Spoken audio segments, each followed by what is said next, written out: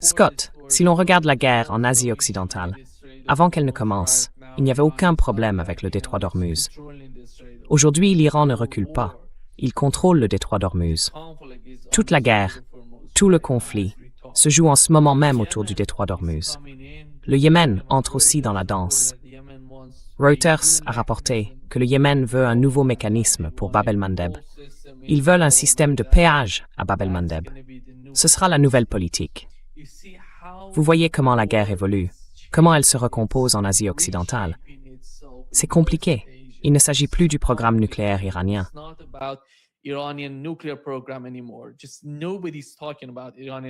Personne ne parle du programme nucléaire iranien. C'est incroyable ce qui se passe. Et en ce moment, tout tourne autour du détroit d'Ormuz, de Bab el-Mandeb et de la pression qu'ils exercent sur l'Arabie saoudite, qui est si importante pour le marché pétrolier, comme on le sait. L'autre question, c'est la suivante. Comment les États-Unis sont-ils prêts à tout amener en Asie occidentale? Parce que c'est ce qui se passe en ce moment. S'ils veulent se concentrer sur l'Asie occidentale, ils doivent tout y amener, juste pour mener toutes ces petites guerres, ces grandes guerres. Et en quoi cela va-t-il aider les États-Unis à se battre?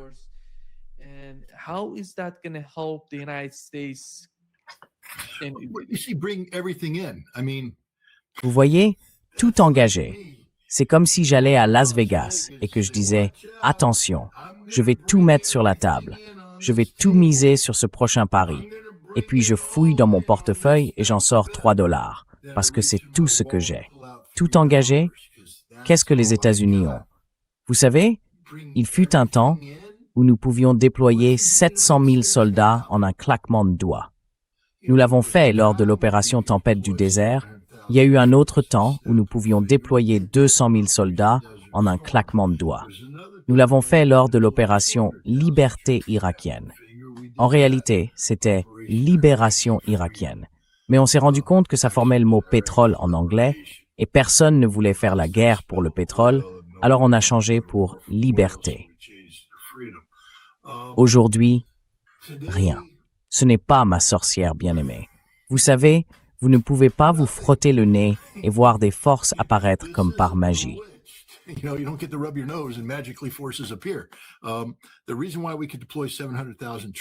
La raison pour laquelle nous avons pu déployer 700 000 soldats en 1990 et 1991, c'est que nous avions passé les 2 décennies précédentes à nous préparer à une guerre majeure en Europe. Grâce à Reforger, le retour des forces en Allemagne, nous étions prêts à déployer 300 000 soldats en 10 jours. Nous avions donc des troupes en attente, entraînées, équipées, prêtes. Nous avions aussi une grande armée permanente, 250 000 hommes en Allemagne, avec l'équipement prêt à partir à la guerre. Donc, quand le moment est venu de les rediriger, nous avons pu retirer d'Allemagne des forces prêtes au combat. Nous avions la capacité de transport nécessaire et nous les avons fait venir. Ensuite, nous pouvions faire venir d'autres forces et les associer à leur équipement, parce que nous avions financé cela et que nous nous étions entraînés pour le faire. Nous étions préparés à le faire. En 2003, nous n'avions plus cette capacité.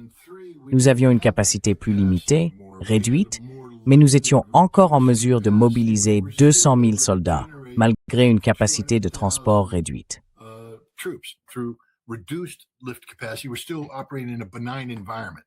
Nous opérons encore dans un environnement favorable. Nous avons débarqué dans un port koweïtien où aucune force ennemie ne nous attaquait. Nous avons massé des forces sans aucune capacité ennemie pour s'y opposer, en atterrissant sur des aérodromes sans la moindre intervention. Aujourd'hui, nous n'avons aucune capacité de déploiement. Il faut 5 mois à une brigade lourde de l'armée américaine basée à Fort Carson, dans le Colorado, pour se préparer à un déploiement en Pologne en temps de paix. 5 mois pour se mettre en ordre de marche, suivre l'entraînement, régler les questions d'effectifs, faire venir les gens, parce que c'est une armée en temps de paix. Des gens sont enceintes, des gens sont en congé, des gens sont à l'école. Vos unités sont réduites. Il faut les reconstituer, il faut les entraîner. Il faut aller dans un centre national d'entraînement, parce que nous n'avons plus d'unités qui soient en permanence prête au combat. Nous n'en avons pas.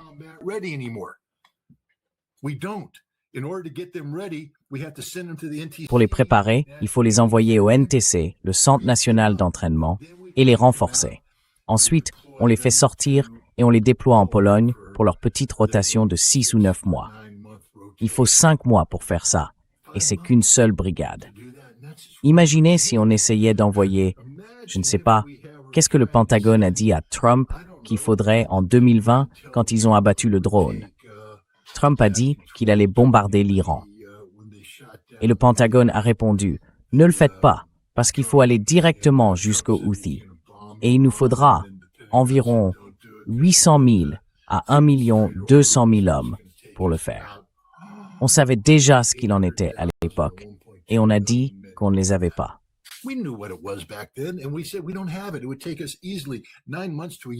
Il nous faudrait facilement entre 9 mois et 1 an et demi pour constituer ces forces, en mobilisant les réservistes, en les formant. Et ensuite, comment les amener sur place? Le général Berger, le commandant du corps des marines, a reconnu que nous ne le pouvions pas. Il a dit que nous sommes liés à un système hérité de navires amphibies, où tous les moyens sont concentrés sur un seul navire. Et à mesure qu'on approche, les capacités iraniennes de déni d'accès et de missiles antinavires coulent tout. Il y a une raison pour laquelle nos porte-avions opèrent loin des côtes iraniennes. Parce que si nous nous approchons, nous sommes submergés. Essayez d'amener des navires amphibies à Chabahar pour débarquer du matériel et projeter des forces vers l'intérieur des terres afin de prendre le détroit d'Ormuz. C'était le plan de guerre de 1985 auquel j'ai participé. Et il n'a pas changé.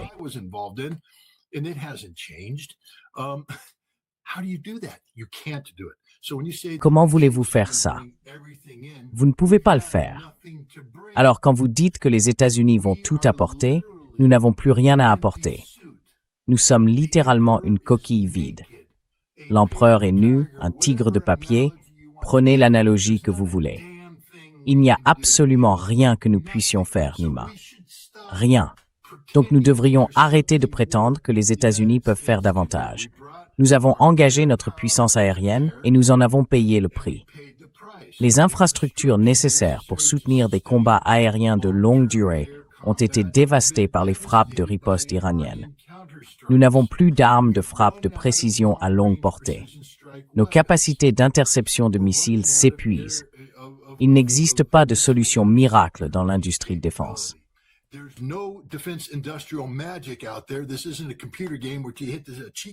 n'est pas un jeu vidéo où l'on entre un code de triche, on clique sur un bouton et soudain on se dote de nouvelles capacités.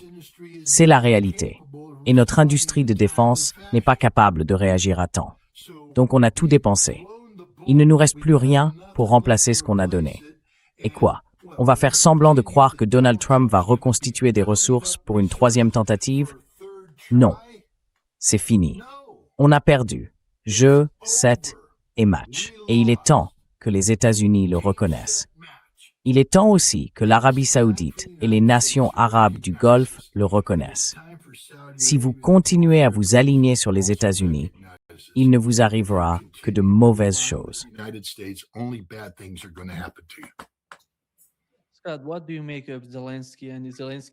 Que pensez-vous de l'attaque de Zelensky contre un cargo iranien qui allait de Russie en Iran et qui a été attaqué par la suite?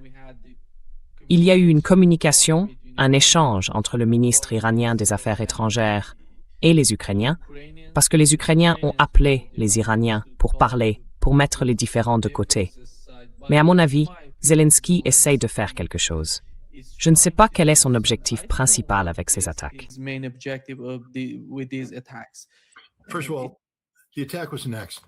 Tout d'abord, l'attaque était un accident.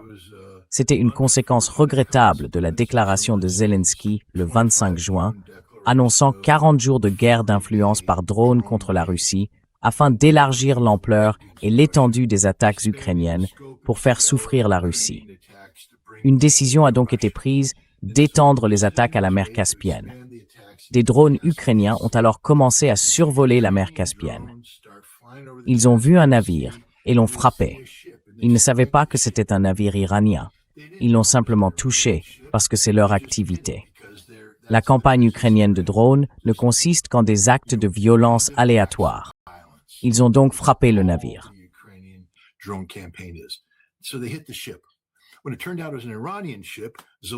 Quand il s'est avéré que c'était un navire iranien, Zelensky, qui était rentré chez lui après avoir déclaré cette guerre de 40 jours, mais qui perdait la guerre, qui perdait tout, plus de défense antiaérienne, plus rien, désespéré, s'est dit « je peux en tirer un avantage ».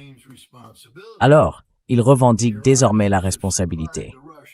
Les Iraniens ont fourni des drones aux Russes, a-t-il dit. Qu'est-ce que vous croyez qu'on va faire? C'est une cause commune. Nous voulons faire cause commune avec l'Amérique. Et c'est ce qu'il a fait.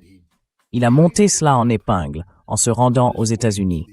Il est arrivé à la Maison-Blanche et a essayé d'en faire une cause commune. Et les États-Unis lui ont dit « Asseyez-vous, taisez-vous. Nous ne jouons pas à ce jeu-là. Nous n'allons pas étendre notre conflit avec l'Iran à la Russie pour vous. » Zelensky est reparti en rampant.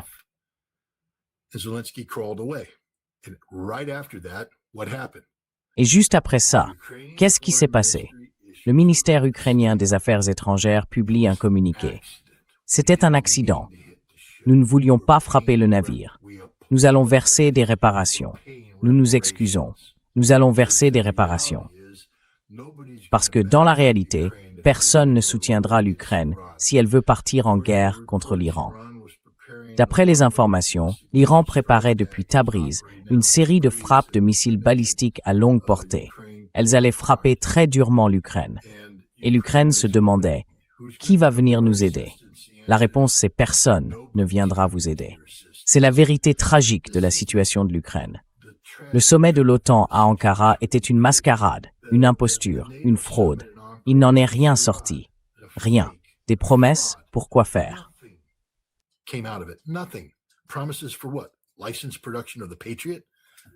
La production sous licence du Patriot. Il n'y aura jamais un seul Patriot produit sous licence en Ukraine. L'Ukraine cessera d'exister bien avant. La promesse d'un soutien de l'Europe, l'Europe n'a aucune capacité de soutien. S'il y a quelqu'un qui soit encore plus creux militairement que les États-Unis, c'est l'Europe dans son ensemble. L'OTAN, zéro, rien, nada. Donc il est seul. C'était un accident. Il n'en sortira rien. C'était un accident que Zelensky, dans le cadre de tout son processus consistant à privilégier le battage médiatique et la guerre de l'information sur la réalité, se soit retrouvé sans rien. Personne ne le soutenait. Personne. Et ils ont fait la seule chose qu'ils pouvaient faire. Reconnaître que c'était une erreur, présenter leurs excuses, payer des réparations et espérer que ça disparaisse.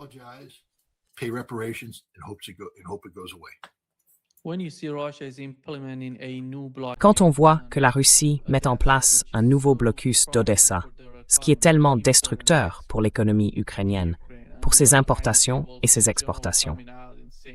Et de l'autre côté, on voit le Wall Street Journal affirmer que l'Ukraine est en train de gagner. Et que c'est pour ça que Donald Trump change d'avis. Hier, il a publié une photo de lui avec Zelensky en disant que c'était un bon gars. Qu'est-ce qui se passe dans son esprit? Quel type d'informations reçoit-il, selon vous?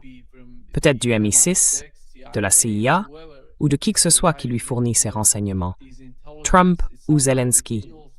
Je parle de Donald Trump, parce qu'on a l'impression qu'il y a un certain changement dans son attitude envers Zelensky.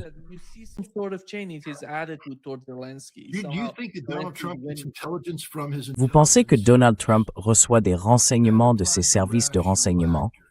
Cela supposerait un acteur rationnel, prisonnier de l'establishment, qui fonctionne comme c'est censé fonctionner.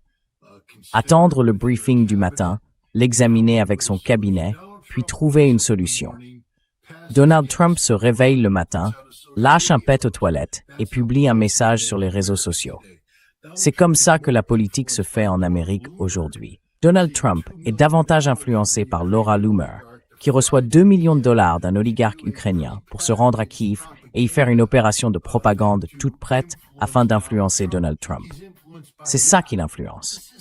Ce n'est pas un complot du MI6 ni de la CIA. C'est encore une fois l'irrationalité émotionnelle d'un président américain dérangé.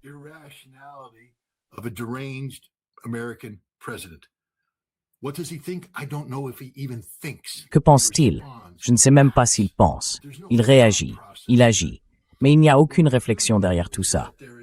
Ce que nous savons en revanche, c'est qu'une vaste opération de guerre de l'information est en cours, menée par la CIA et le MI6, dans laquelle Laura Loomer, Gilbert Doctorow et tout le monde sont impliqués. L'objectif est de créer en Russie les conditions pour que la population doute de la capacité des dirigeants russes à l'emporter dans ce conflit. C'est de cela qu'il s'agissait, avec cette guerre des drones élargie pendant 40 jours, porter la guerre jusqu'au peuple russe, faire souffrir le peuple russe, puis amener les Russes à remettre en question la direction de Vladimir Poutine. Dans quel but? Le 20 septembre. C'est la date visée. Ce sont les élections à la Douma d'État.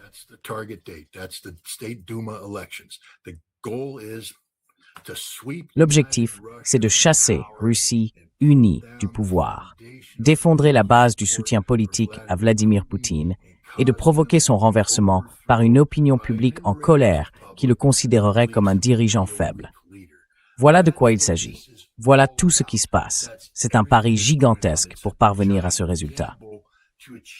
Eh bien, d'abord, les gens qui ont imaginé ce plan ne connaissent rien à la Russie et ne connaissent rien aux élections russes. Enfin, comment affaiblir un président qui bénéficie aujourd'hui de quoi 76% de soutien? Un homme politique occidental tuerait pour avoir ça. Et quand l'élection arrivera, croyez-moi, ce chiffre dépassera les 80%. Parce que, qu'a fait Poutine hier? Il a rencontré la Douma d'État. Vous savez, la cible de toute cette opération de propagande.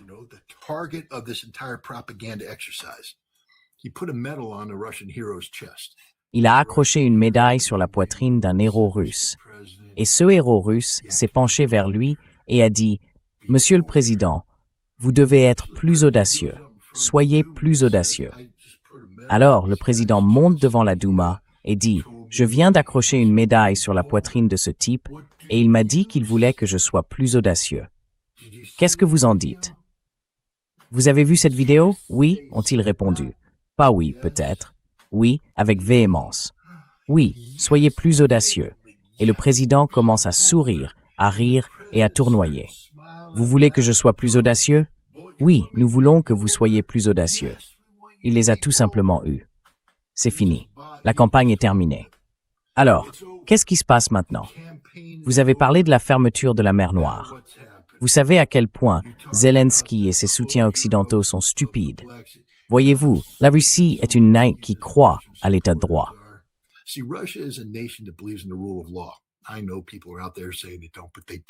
Je sais que certains disent le contraire, mais si ils le font, et vous savez qu'ils le font, moi je sais qu'ils le font.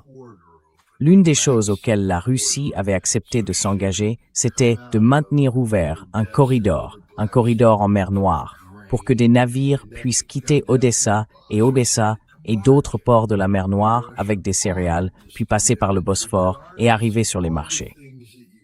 Et la Russie a respecté cet engagement, malgré tout ce que l'Ukraine a fait pour provoquer la Russie. Vous savez, l'Ukraine a attaqué Novorossiysk, attaqué des navires russes, affirmé que la mer Noire lui appartenait. Ils ont dit qu'ils avaient chassé la Russie de la mer Noire. Maintenant, ils ont un pont. Ils ont commencé à attaquer la mer d'Azov, puis ils ont commencé à attaquer Wildberries, vous savez, des entrepôts de commerce en ligne. Alors la Russie a fermé la mer Noire. Aujourd'hui, à qui appartient la mer Noire?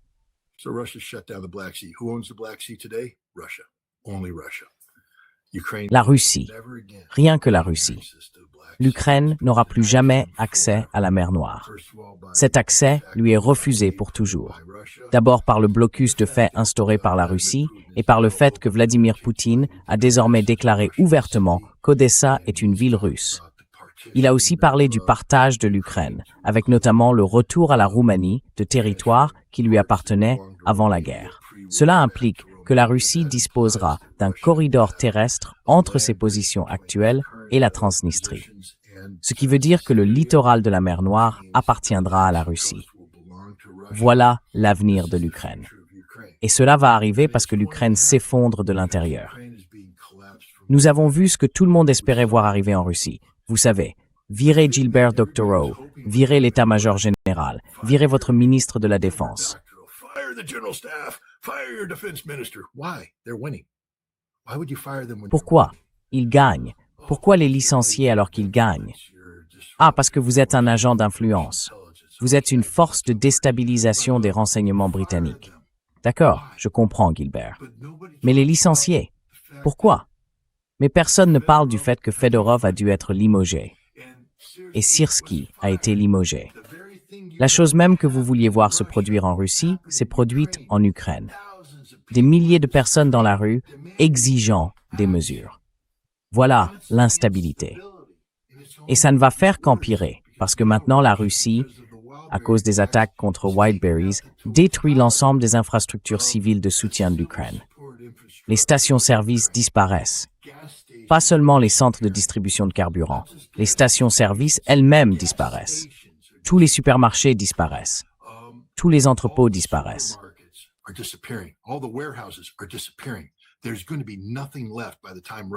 Il ne restera plus rien quand la Russie aura terminé cette campagne.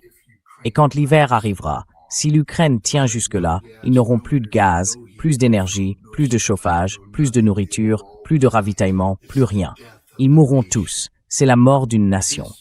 C'est la direction que nous prenons. Et aucune magie ne viendra des élections à la Douma russe, le 20 septembre. Ces élections auront lieu, puis passeront. Poutine sera au pouvoir, plus fort que jamais. Et Zelensky se retrouvera les mains vides. Et rien de ce que dira Donald Trump, rien de ce que dira l'Europe, ne remplira ce vide. Or, c'est tout ce que le peuple ukrainien aura à l'approche de l'hiver. Et ce que cela va entraîner, c'est un effondrement total de la société. Et cela signifie la fin de l'Ukraine.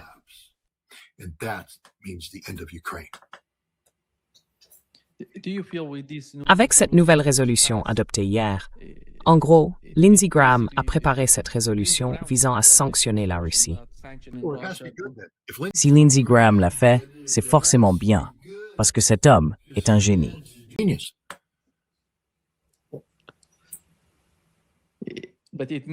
Mais cela veut dire que les États-Unis, Washington, se préparent à une guerre continue avec la Russie et l'Iran. Je pense que c'est le message. Cela ne veut pas du tout dire ça. Ça ne veut absolument pas dire ça. Vous dites que ça veut dire ça. Mais pour se préparer à une guerre de longue durée, il faut réellement s'y préparer. Ils se préparent à s'engager dans une guerre énergétique contre le monde. Parce que ce paquet les oblige à imposer des sanctions à quiconque achète de l'énergie russe, à un moment où il n'y a pas d'énergie disponible dans le monde. Jusqu'où peut-on être stupide? Donald Trump a provoqué la fermeture du détroit d'Ormuz, a provoqué la fermeture des détroits de Bab el-Mandeb. 25% des approvisionnements énergétiques mondiaux sont refusés au monde. Et maintenant, Donald Trump va dire au monde, vous ne pouvez pas acheter de pétrole russe. Vous ne pouvez pas acheter de pétrole iranien.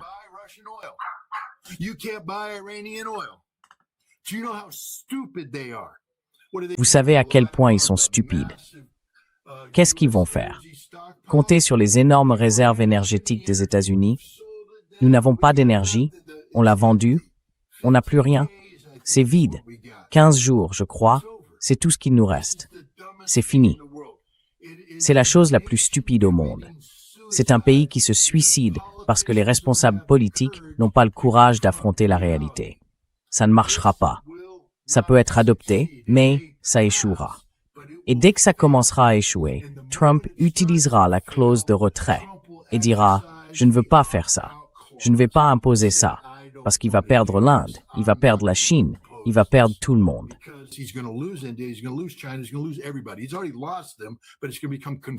Il les a déjà perdus, mais cela va se confirmer. Et la réalité, c'est qu'il ne peut pas rouvrir le détroit d'Ormuz. Il ne peut pas rouvrir le détroit de Bab el-Mandeb. Donc c'est fini. Partie terminée. S'il vous plaît, Congrès. S'il vous plaît. S'il vous plaît. S'il vous plaît. S'il vous plaît. Adoptez ça. Adoptez-le. Parce que cela accélérera la défaite de cet hégémon irresponsable qu'on appelle les États-Unis. Et cela révélera au peuple américain la folie absolue du Congrès des États-Unis. Et peut-être qu'aux élections de mi-mandat, nous ferons table rase. C'est tout ce que nous pouvons espérer. We will wipe the slate clean. That's all we can hope for. Pensez-vous que Donald Trump laisserait cela au prochain président des États-Unis ou qu'il va mettre fin, d'une manière ou d'une autre, à l'un de ces deux fronts, ou peut-être aux deux? Il y a actuellement deux fronts, avec la Russie et avec l'Iran. It doesn't matter what Donald Trump wants. Ce que veut Donald Trump n'a aucune importance. C'est ce que j'essaie de dire. Les seules choses qui comptent, c'est ce que veut la Russie et ce que veut l'Iran. Alors arrêtons de parler de Donald Trump. Il n'a aucune carte à jouer. Ce n'est plus un jeu américain. Bon, la question c'est que veut la Russie et la question c'est que veut l'Iran. Et il faut répondre à ces questions. Ce que veut l'Amérique n'a aucune importance, parce que l'Amérique n'est pas un acteur rationnel. Alors, ce que veut un acteur irrationnel ne devrait pas compter, n'est-ce pas? En plus, l'Amérique n'a plus aucune carte à jouer. Nous n'en avons pas.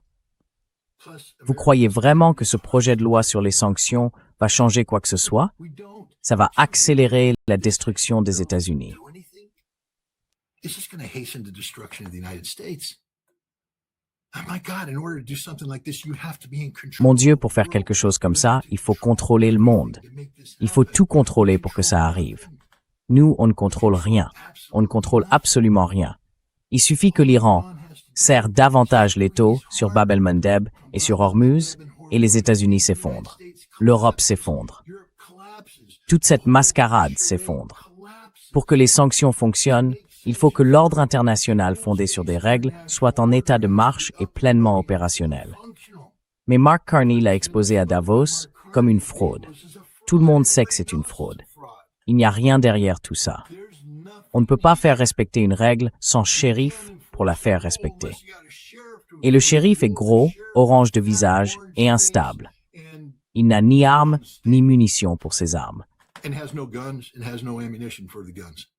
I mean, it's Je veux dire, il faut arrêter de faire semblant que les États-Unis ont encore de l'importance dans le monde aujourd'hui.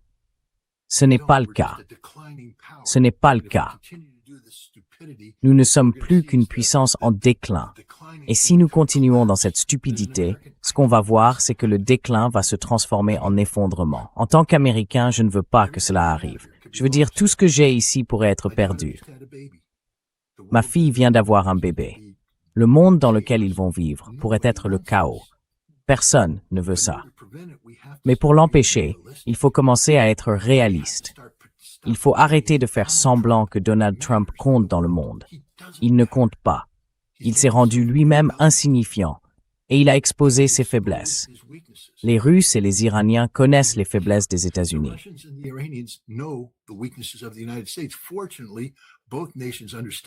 Heureusement, les deux nations comprennent que le chaos n'est pas une solution. La Russie dit depuis longtemps que dans sa politique étrangère, ce dont elle a le plus besoin, c'est de prévisibilité. Donc, pour éviter l'imprévisibilité, il faut empêcher les États-Unis de s'effondrer. Vous pourriez donc voir la Russie gérer certains problèmes pour éviter l'effondrement de l'Amérique. Vous pourriez voir l'Iran faire certaines choses pour éviter l'effondrement de l'Amérique. Mais aucun d'eux ne fera quoi que ce soit pour que l'Amérique redevienne dominante. C'en est fini de l'Empire. Alors arrêtez de demander ce que Donald Trump va faire, ce que l'Amérique va faire. Il n'y a rien qu'il puisse faire. Le paquet de sanctions est vide. Il ne va tout simplement rien se passer ici. Parce que si nous menaçons de sanctionner l'Inde, elle nous a déjà dit d'aller nous faire voir.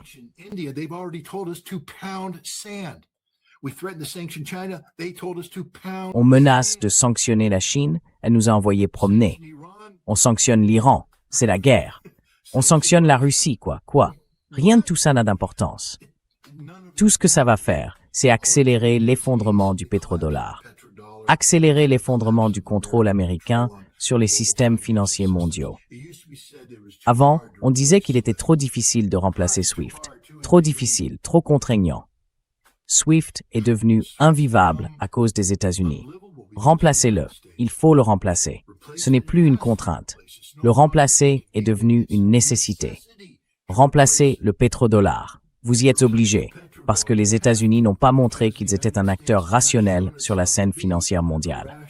Nous écrivons littéralement le scénario qui mène à l'effondrement total et à la disparition de tout ce que nous espérions pouvoir être.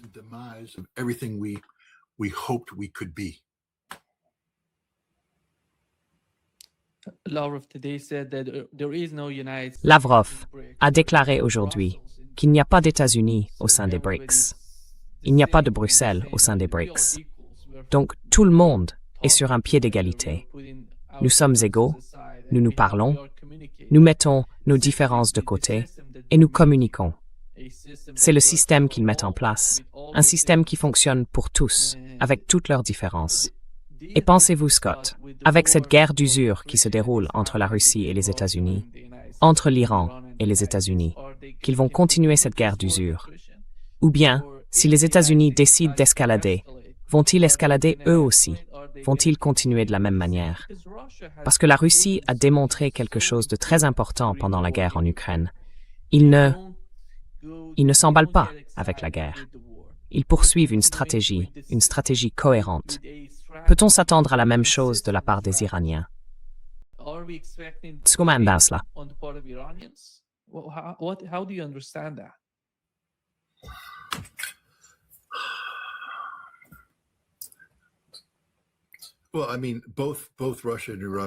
Eh bien, je veux dire, la Russie comme l'Iran sont des acteurs rationnels, mais tous deux doivent obtenir des résultats qui soient les meilleurs pour leurs nations respectives. La Russie a défini l'issue idéale, comme vous savez, la résolution des causes profondes du conflit en Ukraine. C'est le but, c'est l'objectif. La Russie n'a pas élargi cela en disant « Oh, tant que les États-Unis et l'OTAN sont affaiblis, nous allons régler la sécurité dans les pays baltes, nous allons régler la sécurité dans l'Arctique. Nous allons nous occuper de l'OTAN. Nous allons nous occuper des États-Unis. » Non. Ils disent que cela viendra plus tard. Mais d'abord, nous devons résoudre le problème ukrainien. Nous devons nous débarrasser de ce cancer ukrainien.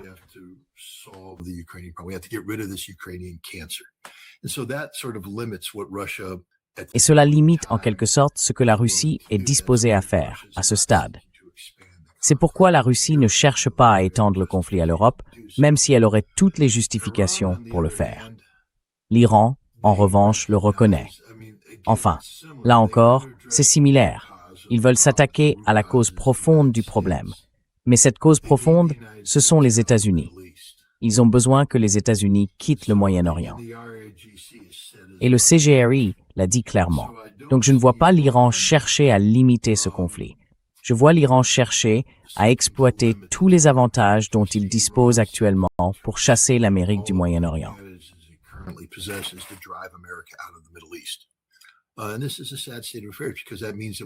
Et c'est une situation regrettable, parce que cela signifie que nous serons vaincus. Et n'oubliez pas, la guerre est le prolongement de la politique par d'autres moyens, et la politique est façonnée par les réalités économiques. Cela devient donc une guerre économique. Je pense donc que l'Iran continuera non seulement à tirer des missiles quand il en aura besoin, mais qu'il continuera aussi à exercer une forte pression dans le détroit d'Ormuz et à Bab el-Mandeb. Car il n'y a qu'une quantité limitée de souffrance que les États-Unis peuvent supporter avant d'être contraints soit d'échouer totalement, soit d'apporter les changements nécessaires pour que cette souffrance cesse.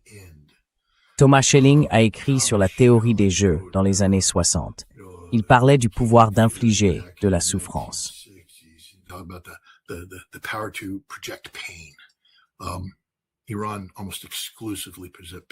L'Iran détient aujourd'hui, presque à lui seul, cette capacité au Moyen-Orient. Et cela lui apporte non seulement une capacité de dissuasion, mais aussi la possibilité de façonner les événements en sa faveur. Parce qu'il peut faire mal, et que les autres camps ne peuvent pas infliger autant de douleur. Il y a donc un déséquilibre dans la capacité à faire souffrir. Et c'est l'Iran qui va gagner la partie. Ce sera une partie différente de celle que joue la Russie. Le jeu de la Russie, lui, peut par nature être contenu. Mais parce que les États-Unis ont fait de cette question un enjeu existentiel pour l'Iran, les résultats seront différents pour l'Iran. Et le résultat, c'est que les États-Unis doivent être réellement expulsés du Moyen-Orient. meaningfully from the Middle East. There can be no more American military power hovering. Il ne peut plus y avoir de puissance militaire américaine au large des côtes iraniennes. Les États arabes du Golfe ne peuvent plus servir de base avancée pour projeter la puissance militaire américaine contre l'Iran. Les États-Unis doivent être totalement retirés de la région du Moyen-Orient. Les États arabes du Golfe doivent se conformer totalement aux besoins, aux volontés et aux souhaits de l'Iran. Heureusement pour eux, ce que veut l'Iran, c'est la paix et la prospérité. Ils veulent simplement que la région soit sûre. Ils veulent pouvoir vendre leur pétrole. Ils veulent pouvoir commercialiser leurs produits. Ils veulent pouvoir vivre en paix. Cela ne pourra jamais arriver tant que les États-Unis seront au Moyen-Orient. If the United States is in the Middle East.